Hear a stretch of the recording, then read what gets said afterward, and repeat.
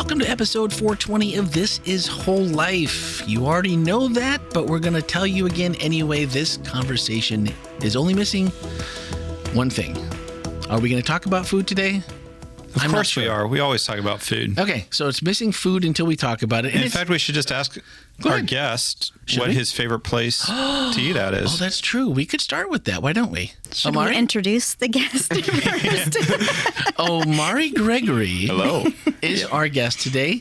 He is not a 28-year-old man.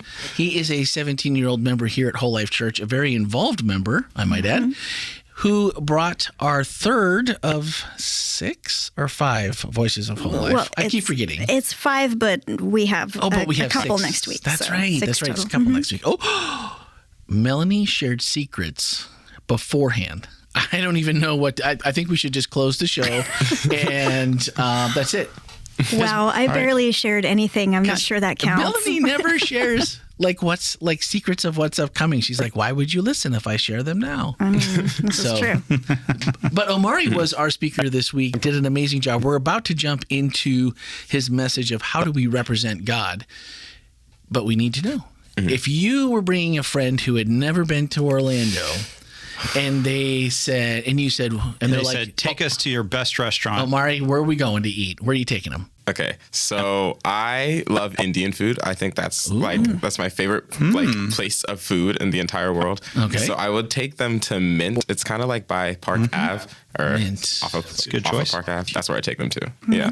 All right. Melanie, have you? I have not, but I'm going to have to now. Well, now we have to. They're good. So, Field trip. yes, field trip. I like that. So Indian's your favorite food. Yes. So tell me, you've had your best Indian food dinner, your favorite Anywhere, and you're like, oh, you know what this could really use? Something sweet to top it all off. okay. Where would you go after that?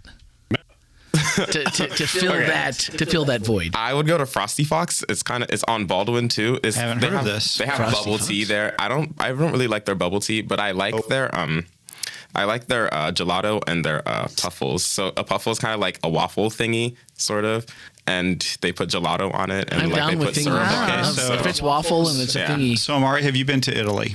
No. Okay.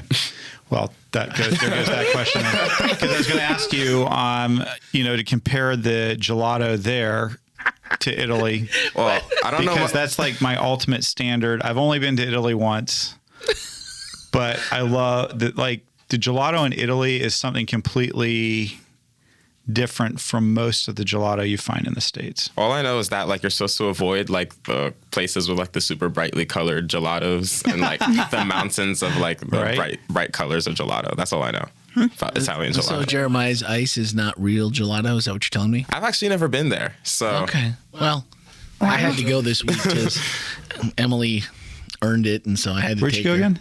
Jeremiah's Ice. I didn't get gelato. I got something else. Gelati, and it's It's a gelati? not even. It's not the same? I haven't tried it.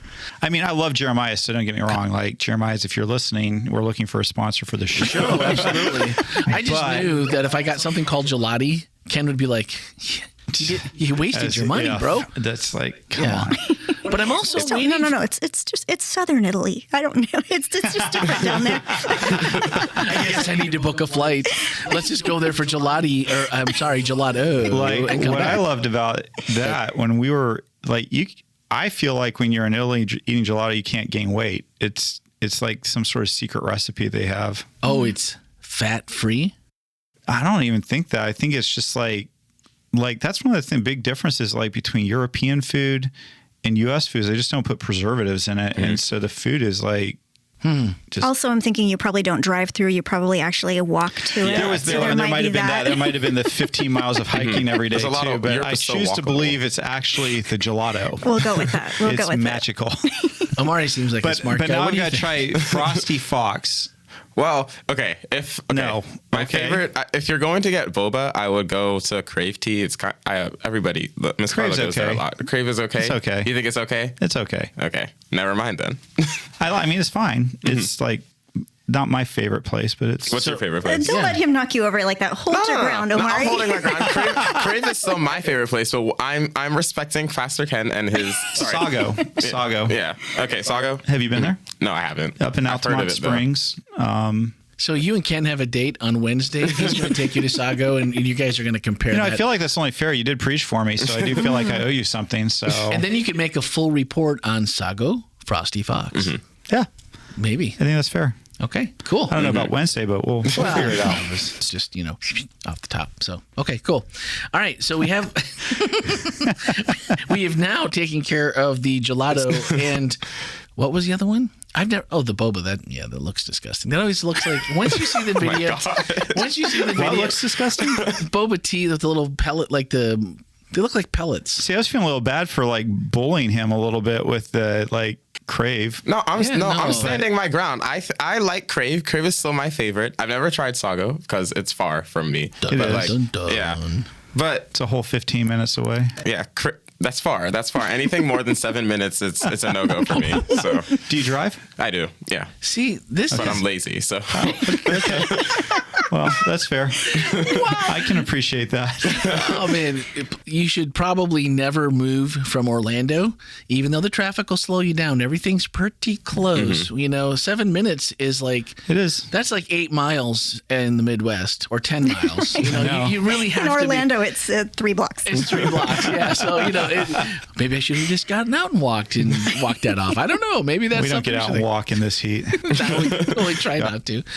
Unless you're in my truck, it's probably better than actually you wind up like Job when you do that. Yeah, well, that's probably it. Nice segue. I was trying to help you.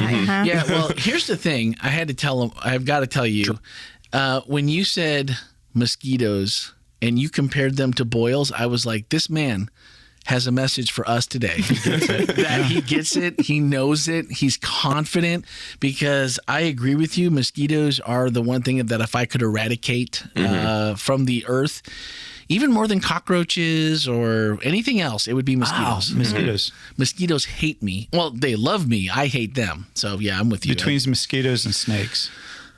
Oh, man. Well, I try to stay away from places snakes might be.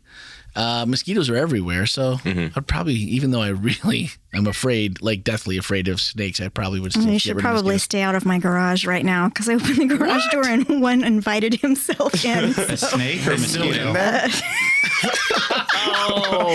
Wow. A snake. A snake. What kind? Yeah. An American racer, I think. He's got a little white face. There? Did you get rid of it? I'm not sure if he's still there or not.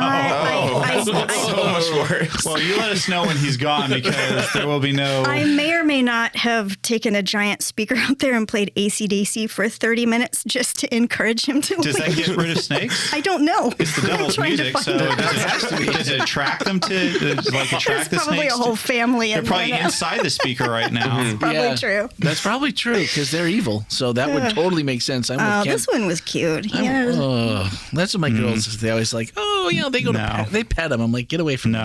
Get away. No. That's not the way this is supposed to be. Were you on snakes, Omari? Okay, I'm impartial to snakes. I hate mosquitoes. And they literally carry disease, not here, but elsewhere in the world. They carry it West around Nile, here too. man. Not to freak you out too much. That I didn't know that, so that's okay. But we're here to educate you. I know more about mosquitoes. I know not to mess with mosquitoes. Whenever we go to Kalakwa for Pathfinders or something, it's you get eaten alive up there. No, me too. I'm with you. I don't have any use for that.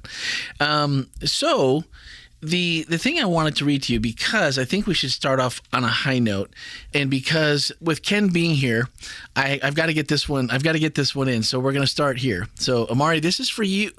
First part's for Ken and me, and the second part's for Omari. And so you'll know right. Ken's going to know in about 30 seconds. All right.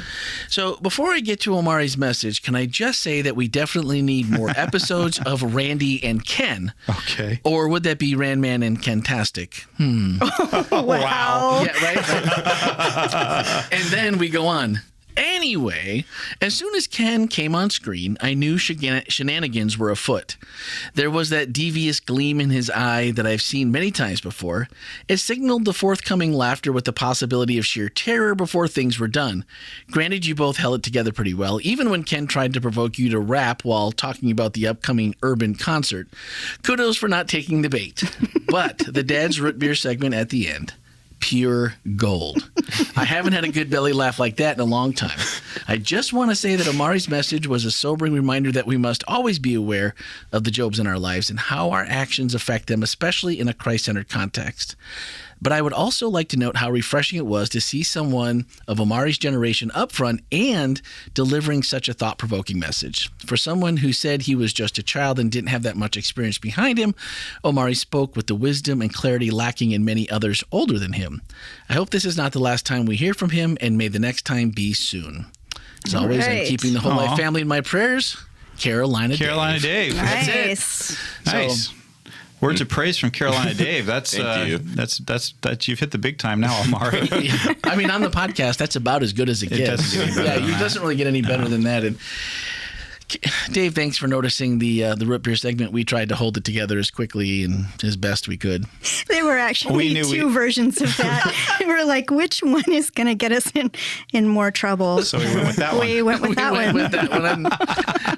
We are very thankful that it didn't go unnoticed. Just for those of you who are like wondering, the other version just simply cut off as we turned the bottles up and started to drink out of them, and the one that was shown actually followed all the way through to the. And what we didn't see was that Melanie was off screen trying to be a director, and she was sitting in a chair and fell out of it. So she was literally on horizontal, literally on the floor. On the floor, yeah. It was. That was a winner. We didn't have enough time for the laughter to die in the video because I didn't stop We literally recording did that video in only 2 takes. Yeah. There was only 1 take of the root beer, but the rest. The rest of it was 2-take Jake. It's the magic of editing. Because the root beer was the first take. That's right. Yeah. So, but now you know. Now you know. So that's why you listen to podcasts, so you can know. If you don't listen to the podcast, you don't know any of this stuff. The other part is we're going back just a little bit, and we'll finish this one because we're going to go back to last week, but I want to get to Omari's message. AP seminar. Researching the pandemic, effects on the kids, relationships, not having peers or maybe not even family surrounding them, providing maybe even some passive support to them. And they finally, figure out like, wow, I'm really isolated. I'm only having these distance connections. It's via online, and that's not really a replacement. But what hit me was like, this is kind of us in a nutshell after Adam and Eve in the Garden of Eden. We went from like they had daily interactions with God face to face. They were utilizing all their senses. They could smell God. They could, I don't know, maybe they could, I don't know, can you touch God? I'm not really sure. I'm assuming maybe in that context, maybe they could, or I'm at least thinking they could. They could see him, whatever that was. And they were just like hanging out with him. And then since then, we've been like in Zoom purgatory, ever since. Like the majority of all mankind know only this version of God that you kind of described. And I was like, wow, that is wild that what we've seen and what we've heard and what we know is kind of like what they went through. And I'm like, and none of that was positive. So I'm kind of thinking to myself, it makes it a little more understandable, Job's friends not being very like, well, I have an understanding of God, and I'm pretty sure he's ready to put his thumb on top of you and squish you like a bug because obviously you've done something wrong. Wow, I've never thought about a computer screen being through a glass darkly, but I guess that kind of works. Yeah, well, it was just really... because we tell the stories, you told the story again, and we've heard, how many times have you heard the story of Job? It's got to be a lot because you said it's your favorite story. So it just made me think of those and how that crafts like their biases that you talked about and that are very clear in that story. And we all have ours, but we're basing it off of a distance relationship from someone we've never personally met. And then I think to myself, well, how often have I probably told my friend bad advice? Well, I can tell you how it'd be a lot. Or given, bad counsel or said something that I didn't mean I should have taken more time. And so I think it's easy to dismiss Job's friends and they getting it wrong. But, how many of us are equipped to sit and listen and just be with someone like Job's people today? I mean, like you were talking about the people playing the watermelon game, which I don't know what the watermelon game is. You should get into it. Get into the watermelon game? Yeah. Actually, wait, no, never mind. Don't play it because you'll just sit there playing it for forever. What, is it an app? What is it? It's online. It could be an app too, but most of us just played it online. Okay. And you just it's literally like you start with like a small fruit, like a blueberry, then you combine 2 blueberries into like a lemon, and then you keep going up in the fruit size until you get to watermelon, which is the biggest fruit. And like the more big fruits you have, the more points you get. But it's kind of like in a cup, and if you fill up the cup, then the game ends. So yeah, I can see how that would be satisfying. Now, if I could get Like an ASMR sort of and like sense. the fruits have little faces too, and they're really cute faces. If so. I could trade in 2 blueberries and get a lemon, that's a win. Okay, send us a link. Send us a link. That's if right. anyone needs Randy and me and All right. possibly Ken. So in today's show notes, if you swipe up, we will have a link to this watermelon game yes. that Omari talked about. But I'm thinking about just think of our schedules and our short attention spans, even if when it gets collected up in the watermelon game, how the propensity for really not knowing God past what we know or what we've been told or what we can understand. And I thought that part of the message, I've been struggling trying to put this into my brain and think of a positive thing for us, because I feel like what you brought out was it's really, really difficult to know God in a way that makes you confident that what you believe and what you think of him is accurate. And maybe I'm reading more into this than I should, but as soon as you said that, it was just like, well, yeah, we've been in the pandemic since Adam and Eve. I don't know what to do with that. And Melanie's going I don't know what to do with it either. And Omari's going I don't know what to do with it either. Well, you know what I think is really interesting? When you look at the 3.5, 4 friends of Job and the way that they each describe God, I wonder how much of what they said was a reflection of themselves and who they were and how they actually saw Job and understood Job. Because I think a lot of times whatever our picture of God is usually, in some way or another, a sacralized picture of ourselves.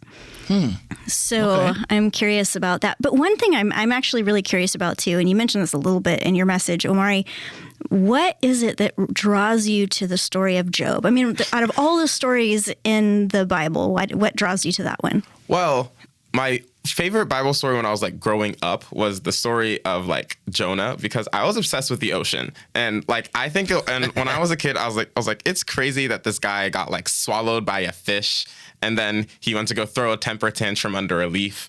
But that whole story was crazy to me. But then I think when I started to look at Job, I don't remember why I needed to study it. I think it was for some sort of Pathfinder's thing.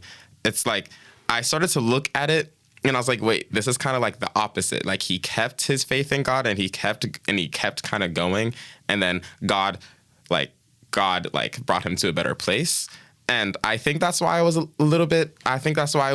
drawn to it more, because it's signifies that if we just keep going and try to give God control, then he'll bring us to a better place.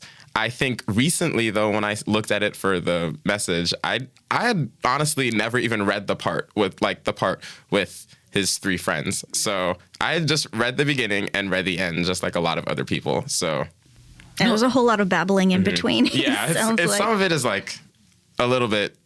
It's just them ranting a little bit. So it is not very appealing to read, but that's funny though. Because Job is pretty honest about what he thinks about the whole situation, what he thinks of God, and he calls God out. And then at the very end, God's like, this is my guy. He did not sin against me. And you're like, wow. So he said a whole lot of stuff, but maybe God was honoring his honesty. I like that. I like that because the flip side, like you said, rant, I think is the perfect word for it, because I feel like we all have someone, or maybe we've been that person, not going to point fingers or anything, don't raise your hands, where you totally maybe get it wrong, but you're in the moment you think it's really, really good advice. And maybe whether this is a true story or an allegory, we talked a little bit about that last week. No matter which that is, I can see myself going, I'm one of these friends, and you knew the names, and that always freaks me out when somebody actually knows the names of the friends, because I'm like, well, how come we don't know them as well as we know Shadrach, Meshach, and Abednego? Mm-hmm. It doesn't really roll off the tongue. Like that does, though, but that's only because of repetition, I believe. I don't think it was like early on. It was like, what's that? Who's Shadrach? What kind of name is that? But what was it? Billbub? So far, no, not Bilbo. No, that's the clown. Job's friend Billy Bob. That did come out right. What was it? It's Eliphaz, Bildad, Zophar, and Elihu. Oh, Bildad. Yeah. So, like, is that William Pops? If it's for My word. I don't know. Anyway, but when you talked about like we don't read that part of the story, I went back and read it since. And I'm like, I've read through the entire Bible, so I know I've read the verses, but there's not a lot in it, and it kind of gets you in a kind of a feisty mood, like, oh man, how many more pages is it before I'm back to, where, like you said, God's kind of proud of Job, even though he dresses him down a little bit, like, I am God after all. So where were you when? And he goes through that list, but then it's really like, yeah, that's my guy right there, right? Like he did exactly what I said would happen, happened.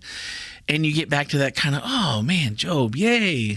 But the parts in between are so easily forgettable. But to point out, like, each person had their view of God. They put it on him, and like when you're like the mosquitoes and the boils, I'm like, oh yeah, that maybe would have been the part to throw you over. But really, when you think about how much browbeating he took from these friends, in air quotes, man, I think it happened to me a lot sooner than that. So that's the part after reading it again and just like taking my time. But I found myself last night getting agitated reading that part. And you're right, we don't go over it, but it's such a big deal to me after reading it again, thinking, man, I am the worst person with patience sometimes, but we really do have to, like, I don't know, be in the moment. Yes, but also find a way to sit and listen. So you're saying the patience of Job didn't really have anything to do with his calamities. It was the patience with just sitting there listening to his friends for like 40 chapters. Well, but and maybe that's part of the storytelling. But you get through the devastation pretty quickly, at least in the story, right? Like, so it's like if all of this happened, maybe you're still in shock, and maybe part of that's coming into this, but it just felt really icky and heavy. Like, man, if I had to sit and listen to this, I don't know. Like, and I'm trying to picture, like, which one of my friends would be William and Bildad and these other guys that you just mentioned. I am horrible. You will find out that I am horrible with names, and they're not sitting in front of me, so I can't read them off. But which one of my friends would be this? And then it really hit me, which one of these friends have I been? And I'm like, oh man. And then you start thinking about times when those things you wish you could reel back in and be like, oh, I wish I could go back to that conversation and just be like, I'm sorry, I don't have a good answer for you. Like leave your opinion out of it. But the after kind of thinking about that, what do we do when we're in that position as a friend, and you might have someone, whether it's someone in your age bracket as, teenager, that, sometimes problems seem just insurmountable and they need someone to talk to, and I don't know, well, I guess people that are 30 or more years older, we still need those too. How do you go about finding this when you ask, like, how do we represent God? How do we prepare ourselves for that conversation to not have regret and go, oh, I was William in that conversation, or Bildad? Bildad? Yeah. It was Bildad. Nice I job. got it. Ooh, I knew I couldn't remember until I said William, but Bildad. How do we not be Bildad and his buddies? Well, I think, maybe because I'm still like young, everybody else around me is also young. So we're not all like wise. We don't have a lot of experiences. What I find, like, we can't give advice because we haven't gone through it. We haven't like researched it or whatever. So I think it's just really effective if there is a Job in your life and they're going through something bad, then I think what's really effective is to surround them not only with your love, but with try to reflect the love of God, because it's a lot of times that love, simply just being there for them and at the same time being a Christ-following person, that can bring them closer to Christ and make them interested to learn more about him. And it also can bring them out of their like horrible situation, whatever's going on. In your friend group, and maybe that's, I don't know your friend group totally, but I see like, you know, you guys together, you're involved here, you're working with the music team and you're doing all these different things. But does your friend group here and outside, is that something that you consciously think about when you come to something like this? Because I feel like maybe now more than ever with the internet and all the resources and as, you know, as savvy as y'all are technology-wise, and that, like, maybe you guys are the best equipped to be the best at this ever. Does that feel like, do you feel like your friend group sees this kind of like you do, and you like consciously like, we're not going to gang up, instead we're going to join together and do this? Have you had that experience yet? Now that I think about it, I definitely think so. I think that whenever like somebody's in a situation like this, it's not really like anybody's trying to like tell them what to do or like actually like give them advice or help them through it, but more like we're going to get through this together, and we all like kind of join forces and we figure it out together. So, you know, that's so interesting because, you know, Omari, you talk about, well, you know, I don't really have the life experience and I don't have all the answers and I don't have, you know, I don't have this. I mean, how much better would Job have felt perhaps if somebody had showed up and said, you know what, I haven't experienced this. I don't have all the answers. So we're going to get through this together. We're going to sit with you and we're going to get through this together. I mean, what kind of book would Job have been if that had happened instead? I mean, to me, that sounds like, I mean, you're saying, oh, I'm 17, I don't have, but you know what? The wisdom of what you just said and the humility of what you just said may have gone so much further than those 40 chapters in the middle of Job. I think it's, we look in, I mean, I have a daughter just a little bit older than you, and I look and go, sometimes, man, at this point in my life was like this. And I'm like, man, it's so much different today. And yet I see kind of what you're saying. We were Father's Day. We went to see her. She works at Boston Coffee House, and so I was like, well, let's go get lunch, and I can get some coffee and be a happy person. And so we went there, and they were having this big argument behind the counter. So it's her boss, and her boss's family comes to work a lot on Sunday, and this other person that's training who only comes in at certain times, and they're having this whole thing. And I hear Ellie just in the back, like, I mean, they're clearly in a disagreement. I don't know if they're maybe on the edge of arguing. And I thought she did it in a really cool way where she was like, I don't want to be a doormat, but I also want to stand up for what I believe in. But did it kindly, did it nicely. I'm not saying it the way I want to, but it felt like she was in control in a good way. And it felt like the people were responding to her in a good way. And then all of a sudden, this person sent this screenshot. She let her boss send it to me, or sent it to her, and she showed it to me after like what this whole thing was about. I'm really proud of the way that, because at her age, I would have not handled it that way at all. I would have just been like, and just, gone crazy. And so I'm looking at and maybe this is youth always get a bad rap when they're young. It's like, well, what do they know? They don't have any life experience. And yet I feel like being a part of the WholeLife family, and I think one of the questions I'm trying to get to in the long way around, how do you feel like growing up? How long have you been here? Since 2022, 2021. A couple years. Yeah. So do you feel like the environment that's here at WholeLife for like the little bit younger, early teens when you got here to now, and the friends that you've been able to make, and the inclusion, the participation, the things that make up our values, has that helped shape you into the person you've become to have that attitude? Is that like being involved? Is that a big part of it? Absolutely. Without even thinking about it, when I lived in Detroit, I lived there for about 2 years, and I went to church every week, and I went to Sabbath school with the youth every week. And I don't think, since they were really closed off, I didn't really feel like any incentive to try to participate, because it felt like they didn't like want me to participate at all. But I feel like here, since it's so open to all the youth and people are trying to like make new friends and stuff and trying to fellowship, it gets people to participate. And it makes me happy that like I was able to participate in this way and like sort of like set a little bit of an example, because maybe in the future somebody else will feel comfortable enough to do the same thing. Or maybe because I did that, somebody feels comfortable to be like, oh, there's this ministry that I'm really interested in. Maybe I could help them in some way. Well, we are so lucky to have you.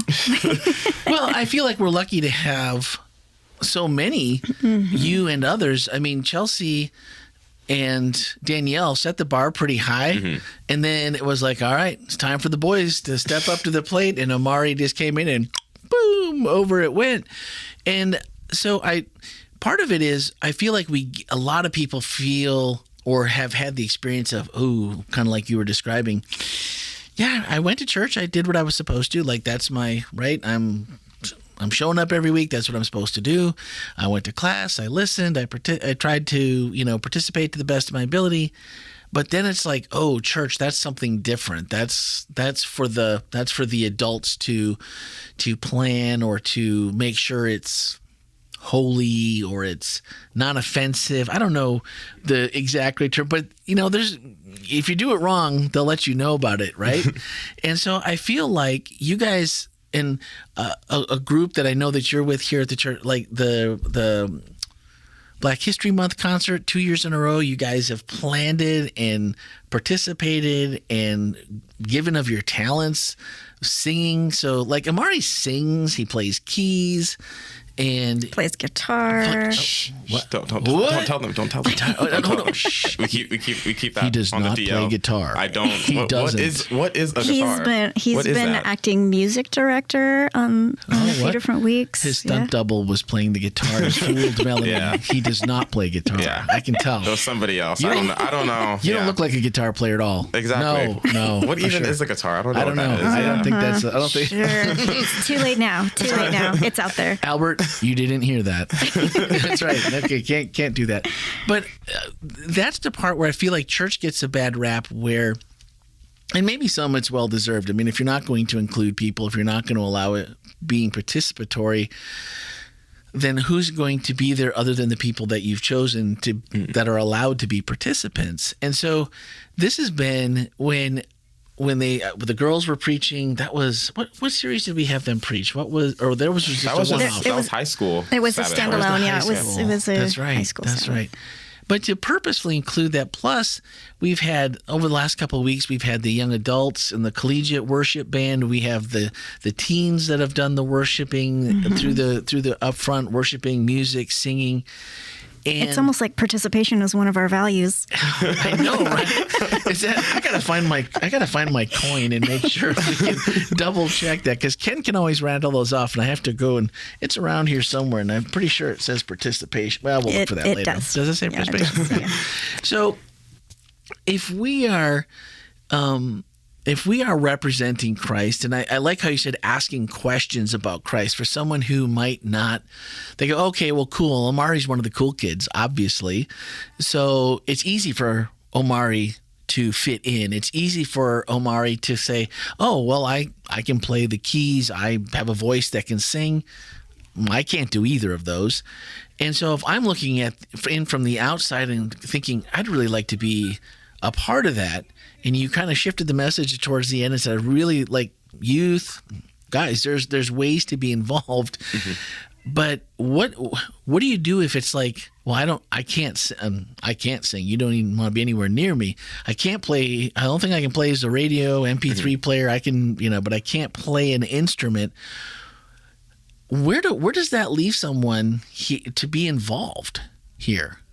So from what I have seen, it definitely extends just past the music. It's easy to get involved in the music because like if you sing, if you play an instrument, like a lot of people grow up playing piano and stuff like that. So it's easy to get involved.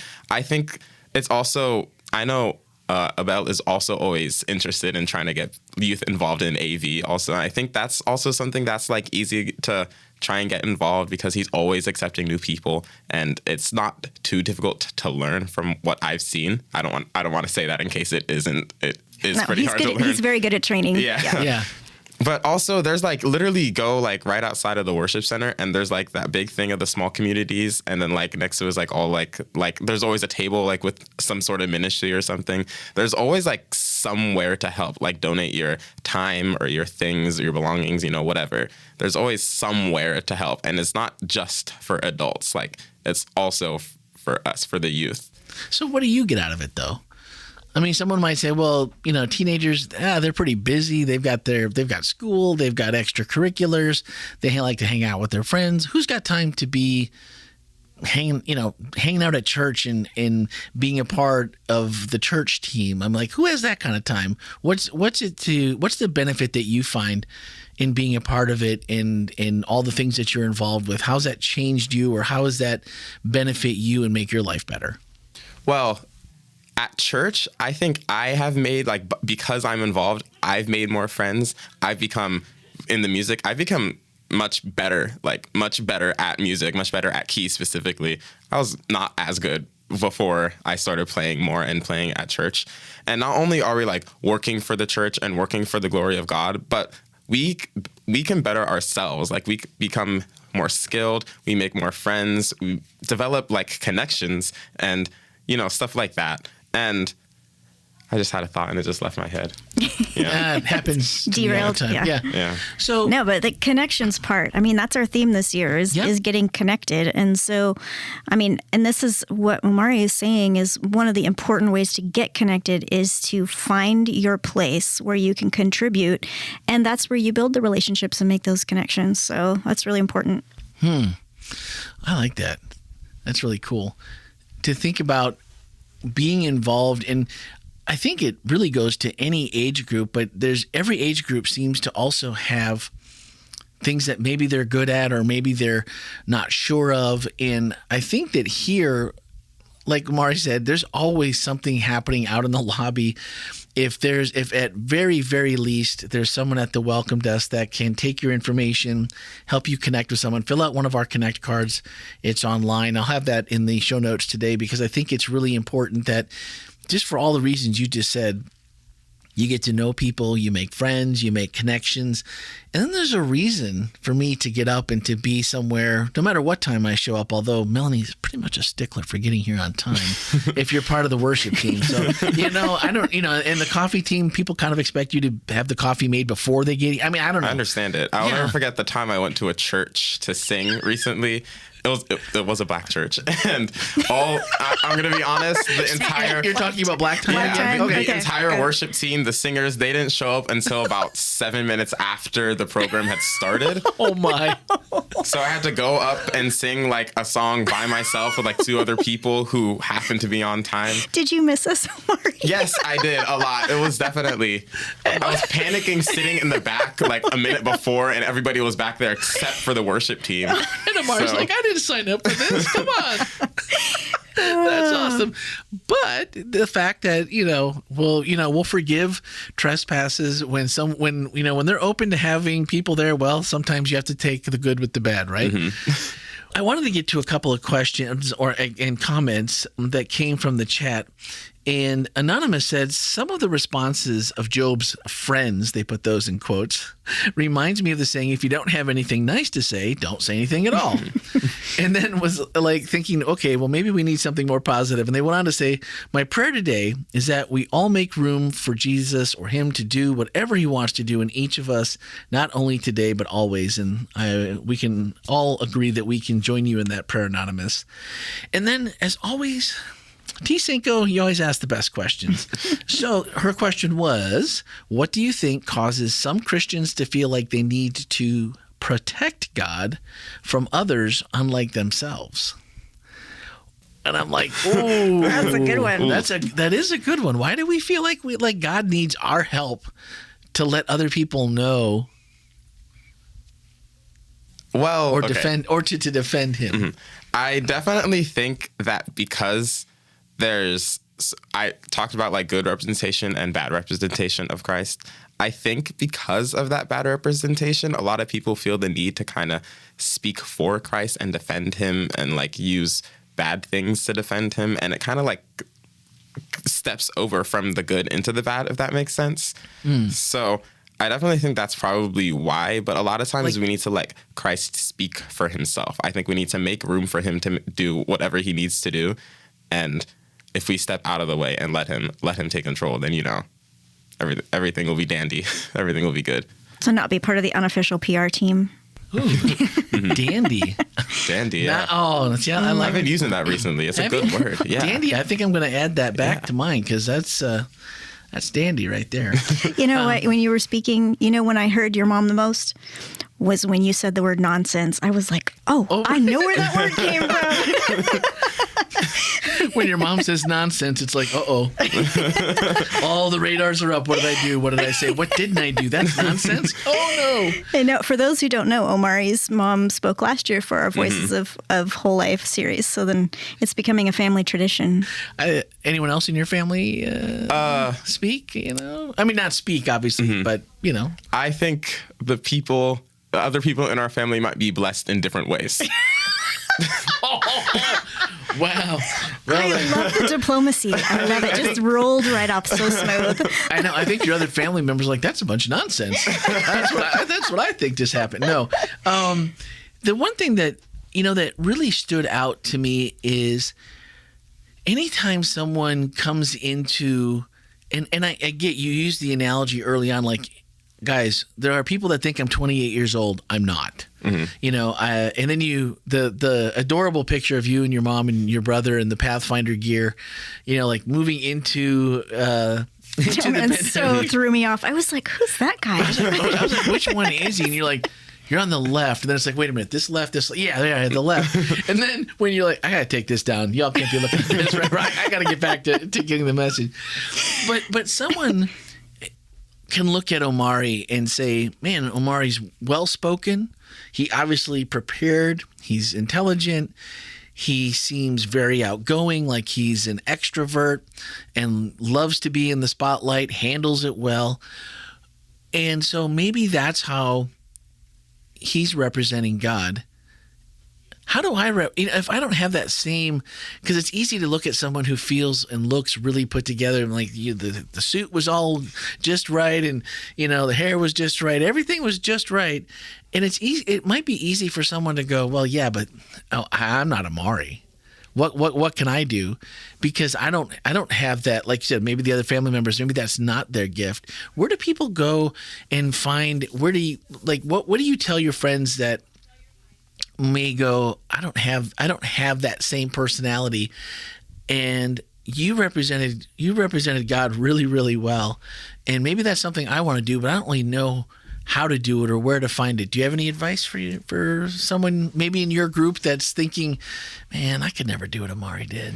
Well, what I did was definitely like a lot. It was a big step. It's like, I think it's definitely one thing to be up there and sing and like hold a microphone and stuff, but it's definitely different to be like exposed and like talking to a whole like 200, 300 people for 25 minutes. 500? Thank you for not telling me that before I went up to, and that's not counting the people online. Yeah. There's only a couple 600 connections on Mine too. That's no problem though. You did great. It's definitely like that's a lot. I think it was even a lot for me. I think there's definitely places to like, if you're not comfortable talking to people, there are places to do things where you don't talk to as many people, or like you can still work for God and represent God well without like doing something so exposed, if that makes sense. Even outside of church. Yeah, even outside of church, absolutely. Yeah. What's your favorite thing to do if someone asks you, because this is the one that I used to struggle with for me, because it was, well, do you love Jesus? Well, of course I do. But I also don't want to seem like the guy that, everyone's like, oh no, that guy's going to talk to me about Jesus, isn't he? He's wearing that ask me about my church sweatshirt. And so I know if I make eye contact, he's going to come over and talk to me. You seem pretty outgoing. How do you handle those kinds of situations where you want to represent well, but you're also maybe not as confident, where like this person probably isn't asking or looking for a Bible study, and it's like, oh, I'm going to ask you about your shirt. How do you handle those and feel like you're representing well, but maybe like, what's your style? So my style is definitely, not like an ask me about my church sweatshirt, but definitely being like respectful, like definitely being like a good person and, kind and, loving and stuff. And doing that and making it obvious and known that you're like a Christian, that you follow Christ, those two combined make people think that like, oh, if Christians are this type of person, then maybe I could be that type of person too. You know what I mean? So it's definitely less like standing there like in the hallways, like holding a Bible and, being like, talk to me about Jesus. It's definitely less of that and more just like being really subtle, being just like every other person, but being a Christian at the same time. No, I like that. And then it's just curious because, growing up, there was a lot of people that made it seem like if you weren't like, okay, let's turn to this page in the Bible and let's share scripture, and I'm not saying there's anything wrong if that's your approach, that somehow, that works for you, not throwing shade at anybody that wants to share about Jesus, but that's just really out of my comfort zone. That's really out of the way. And yet I see a lot of younger people who are maybe it's not out of their comfort zone to say, yeah, I'm a Christian, I love Jesus. And, even like, here's how, here's why. And to just share it that way instead of maybe the more subtle approach like you were discussing. So I was just curious to hear that, because I feel like as we get maybe more and more comfortable with ourselves and our style that way, because I feel like that's really how people connect well with WholeLife and how they connect here. And I like. So I'm curious, what would the context be for you to say, I'm a Christian? Yeah, I love Jesus. Like what context? How would that happen? For me? For anybody really. I mean, obviously, how would that happen naturally is what I'm trying to say. Because yes, there are people who might come out and say that, and that will be exactly the thing that makes people say, don't want to talk to that person. So what would the context be where that would be, where that would actually be, I'm trying to think of the word, normal? I think the last time that someone has approached me that way was on my flight back from San Francisco to Orlando. And someone asked me, what do you do? While I was taking off my jacket, and I happened to have my WholeLife church shirt on, and they're like, oh, did you just attend there or do you work there? And I was like, no, I work there. And they're like, oh, so what kind of church is it? And I'm like, well, what do you mean? They're like, well, what denomination are you? I'm like, oh, okay. And so then I don't mind answering questions, and just maybe more so answering questions until the question that probably they wish they hadn't asked me was, what do you like about your church? And why do you work at a church? Like, I don't know anyone that works at a church. 4 hours later. That's right. 4.5 hours later and 85,000 words. No. But I got a little excited. I'm like, I love my church. And I'm like, I don't really picture myself working at too many, like, there's not too many churches I think I would have said yes to when asked if would you like to come work here? Probably not. But, when you get to describe, I guess when you describe in that instance, it was the culture, it was what we believe and what our values are. And I happened to have the coin with me. It was in my backpack, so I was able to show them. And I believe I might have even left. That would have been the first year, the coin. Arise. It would have been the Arise coin I think I had, and left it with them and invited them to watch online. So it was something that was, to me, that was easy because it's the age-old question that men get asked all the time, and we for sure ask each other when you're stuck on a plane and whatever, you're like, so what do you do? Oh, right. So I think that part's easy, but that's usually a conversation ender for me. Oh, what do you do? Well, I at that time I would be a PhD candidate in homiletics and liturgics. Oh, nice to meet you. Ow. Nice to meet you. I told somebody one time when they asked me what my weekend plans were for the rest of the weekend, and I said, well, probably study. And they said, what are you studying? And I said, theology.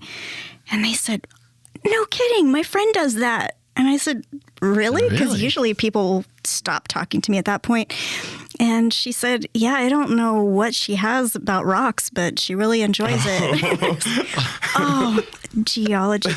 I just let it go. I was just geology, like, oh, wow, that's cool. That's close. That's close. Oh, man.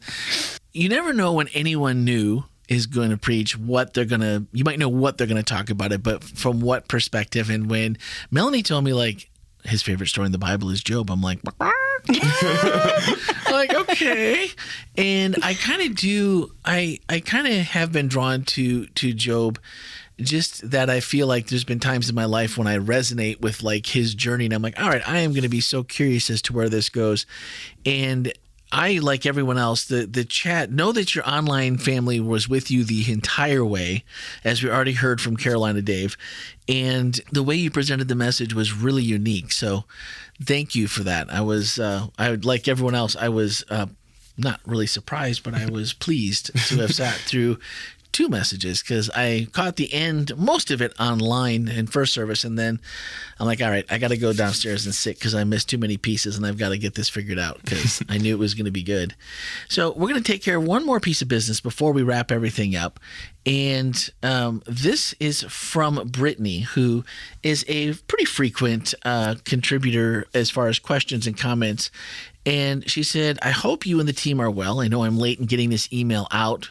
And she just missed us recording last week. And so we just missed it. So we'll take care of it. But I have to share, the more I learn about Nate Elias and his story, the more I'm confused. So, Nate, we're going to have to make sure you get this. Maybe you and Brittany can get together. When I first saw the announcement that Nate was preaching, I was a bit surprised. You see, my maiden name is Elias, and I thought I was the last Elias, or former Elias, in Central Florida. That's SDA. What makes this even more bizarre is my father and his whole side of the family is from Europe and England, and he was an SDA pastor as well as a former chaplain at Advent Health, which was formerly Florida Hospital here in Orlando, which is obviously that's Nate as well. I promise you this is all 100% true. I know a church member or two that can testify. Needless to say, I'm confused because what are the odds? So I think Nate and I need to connect and to talk about how wonderful his sermon was. Also, I can completely relate to people assuming I spoke Spanish when I was an Elias, but I have to say I think I increased that assumption now by being a Ruiz. Just had to share. Thanks for all you do, Brittany. Brittany, thank you for writing in and for sharing your confusion and your laughter with us. It's always good to hear from y'all. And if you want to join the conversation, that can happen anytime. 407-965-1607 is a voicemail or text message, and podcast@WholeLife.church might just be the easiest to remember. And obviously, there's 2 emails this week that we just caught up on, and we would be be happy to read yours, get your feedback on that as well. So next week is week 4, and it is a husband and wife team. Husband and wife team. And what else Kerri and Sanjay Brown. And what else can you share? I can share the sermon title. They're going to be talking about the power of letting go. Oh, the power of letting go. I feel Yes. like, are they reading the same book we are in staff? I don't know Maybe. the answer to that question, but I do know that they are going to be sharing some pretty powerful stories. So So 2. So we're getting a bargain. We're getting 2. 2 for the price of 1. Right. So 4 for the price of 1. Really, That's because right. it's twice. Two services. Yeah. All right.